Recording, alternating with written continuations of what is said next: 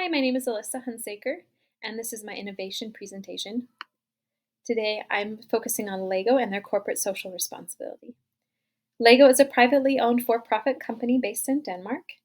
It's owned and managed by the Kurt Christensen family and was founded in 1932, and it sells toys worldwide. LEGO has several things they focus on for their corporate social responsibility, but today I wanted to specifically focus on their environmental sustainable practices and how they kind of refocused in the past few years.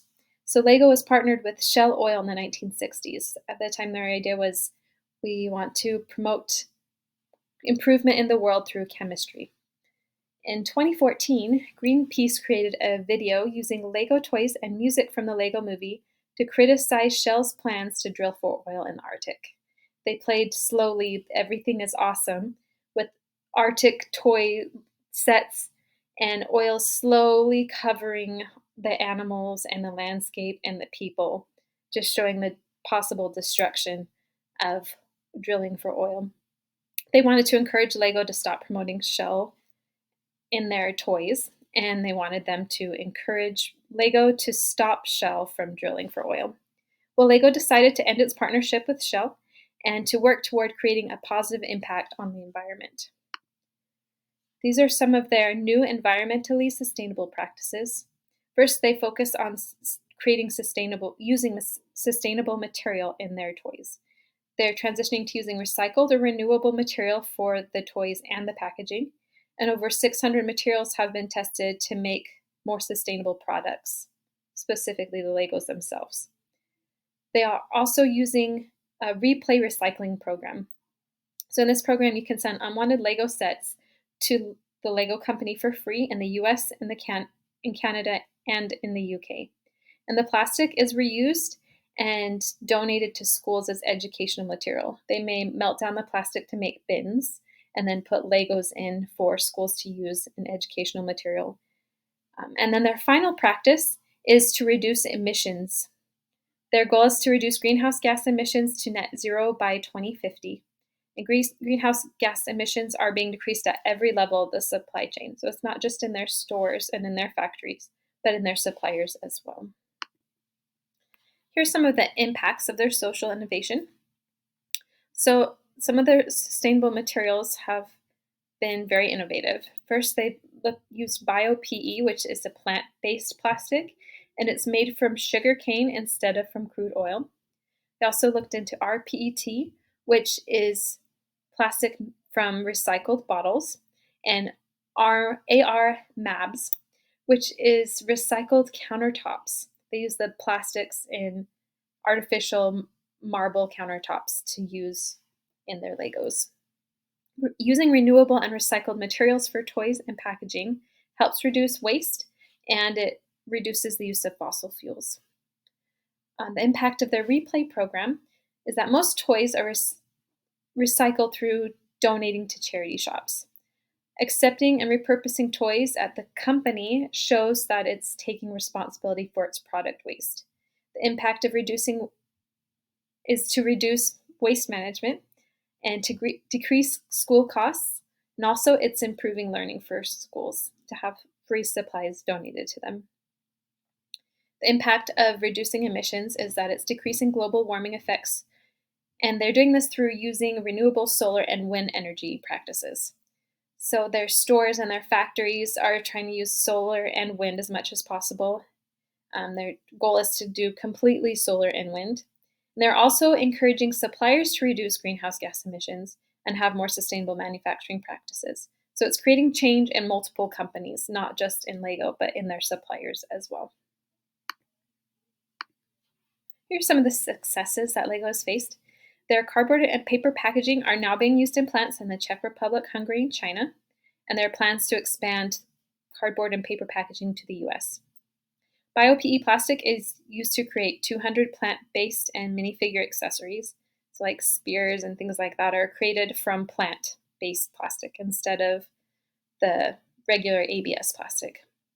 They also have something called the mass balance process, and this is used to create the majority of their Legos, where they will mix in about 12% of recycled materials such as cooking oil and plant oil into the virgin fossil oil. So it is decreasing the use of fossil oils by about 12%.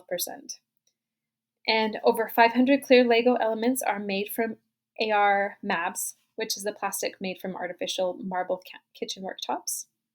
And the Replay pilot program has rolled out in the US, Canada, and the UK. It's been accepted and considered going pretty well. So they do have several struggles, and their main struggle is with their use of ABS. ABS is a fossil fuel plastic, and it's used in 80% of the Lego bricks. It's extremely difficult to replicate with other materials. It has a structure to it, but also a flexibility that allows them to stick together and to build very well without collapsing. And it's something that they've had a really hard time replicating with other resources. They also struggled with trying to use rPET material, which is the plastic made from plastic bottles. So it was prototyped for 2 years as a potential renewable material, but it created too many carbon emissions to be sustainable. So they found that they were causing more problems than they were actually solving the problem. It wasn't working as a new material, and it was causing too many carbon emissions. Their greenhouse gas emissions increased between 2021 and 2022, and this was mostly at the supply chain level. They found they had a higher interest in Legos at that time and were needing to expand and were creating more emissions than they desired. They also had some emissions go up because they were switching over to new production styles, and they found that the switch caused more emissions at the beginning, and they're hoping that the switch to new machines will decrease their greenhouse gas emissions in the long run. But at the time, it went up, and so they weren't doing as well as they'd hoped. And they also have suppliers that are slow to switch to renewable energy sources. They're just not super excited about it, and it's hard for them to find suppliers who are aligning with their vision to reduce greenhouse gas emissions. There are several ways that Lego could improve. For their sustainable materials, they need to increase research into new materials to replace ABS. 600 is great. 600 materials is great. And the fact that they found several options is wonderful. I think they need to put more research into it and more money into that. They also need to remove all the plastic from their packaging. Even some of their new paper bags still have a lining of plastic inside. They want the packaging to not fall apart. But with cardboard boxes and paper bags inside, I don't think the plastic lining is needed and should be removed. Another area that they can improve in is with the Replay advertising. I had never heard of the Replay program to be able to send Legos back to Lego to be donated. I think that they could advertise it on all of their Lego products, could advertise in stores, near Lego displays, in schools, could even advertise at charity shops and let people know that this is an option if they are donating toys, that they can donate their Legos right back to Lego and help schools in their area. Another area they could improve is with the greenhouse gas emissions initiatives. So they haven't addressed their greenhouse gas emissions created by the Lego amusement parks. There's Lego amusement parks in Denmark and in California. And these parks create emissions from transportation for people coming to the park, electricity to run the rides, and the management of park waste, something they haven't looked at all. So it's something that they could improve in. Some ways that they could scale their sustainability practices.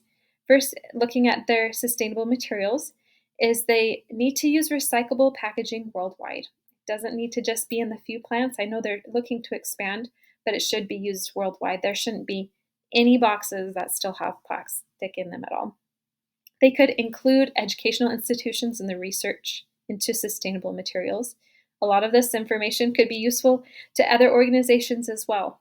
And even the research that they may feel is not successful for Lego could be sold to other toy manufacturers or other manufacturing places. For example, their research into the rPET recycled plastic bottles could be very beneficial to other manufacturers. So if they could sell that information and that research, it would allow their research to be scaled and for other companies to benefit from their example. Another scaling practice would be with the Replay program. So far, the program has only benefited developed nations. The program could send educational supplies to schools in economically struggling countries with fewer school resources. I think there are a lot of countries in the world that could benefit from having toys that kids can build and play and learn with, and not just in the developed nations. So that's an area that they could scale and allow donations to be sent worldwide and not just in the 3 countries they've focused on so far. And then with greenhouse gas emissions, their model could be scaled to other manufacturing areas. So their efforts to encourage their suppliers to reduce emissions could be used in food production companies, could be used by clothing manufacturing, and building sector. Those are all areas that produce greenhouse gas emissions, and they could follow Lego's example of encouraging their suppliers to align with their vision to reduce greenhouse gas emissions. So Lego has some room for improvement, and their practices could be scaled and expanded, but they are moving in a fairly positive direction and are encouraging people to be mindful of how they what they do with their toys and how their toys are sourced, whether those are environmentally friendly practices or not. Thank you for watching my presentation, and I hope you have a good day.